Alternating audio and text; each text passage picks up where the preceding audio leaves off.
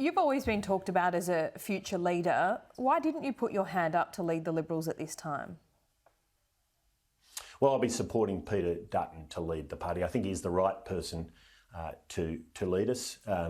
He obviously is a strong leader. We need a strong leader, but he also respects those basic Liberal values. I think he understands them extremely well, and he will lead us at a time when we do need to hold the Labor government to account, when we do need to refine those core values. And of course, as we come out of the pandemic, Laura, we'll have left the Labor government with a 0.35% cash rate, a near zero interest rate, of course, cash rate, unemployment at 3.9%. Those numbers are going to come under enormous pressure in the coming years. It will be our job to hold Labor to account on their decisions, on what they're doing. I mean, they've got up to $400 billion of promises they've made, and of course spending a whole lot more government money at a time when you've got upward pressure on inflation, on interest rates, that's seriously questionable. So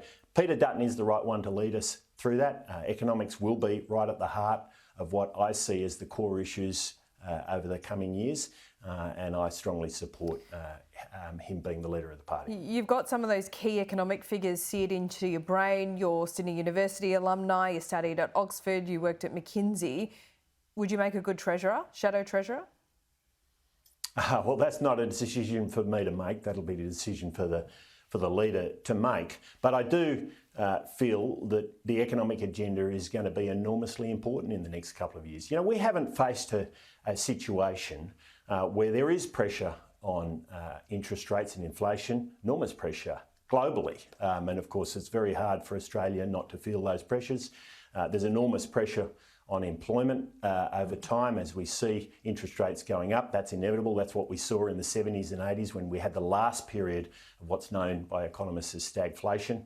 The Labor Party will be under, and should be under, enormous pressure to get the decisions right as we face our next great challenge as a nation. I want to see Australia realising its potential in the coming years, and the economy will be absolutely central to Australia realising its potential in the coming years.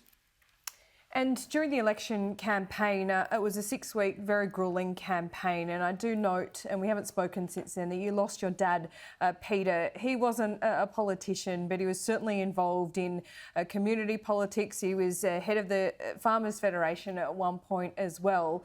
So I'm really sorry for your loss, and I just wanted to mention him today. Well, thank you, Laura. I really do appreciate that. It was losing a parent's never easy, and it wasn't expected, and it happened in the middle of the election campaign. It was tough, although I have to say, sitting and writing his eulogy, it just reminded me why I'm in politics, because he fought for the interests of farmers through the 80s and 90s. His constituents at a time that was tough for farm, very tough time, high interest rates, collapsing commodity prices. These rising costs, these were very tough times for farmers, and he got out the front in rallies with people like Ian McLaughlin around the country fighting for the interests of farmers. Those constituents, whether they're tradies or farmers or small business people or nurses or teachers, it reminded me how important it is in this job to stand up for the interests of those great Australians who are the real backbone of the country. All the best to you and your family. Angus Taylor, thanks so much for joining us. Thanks, Laura.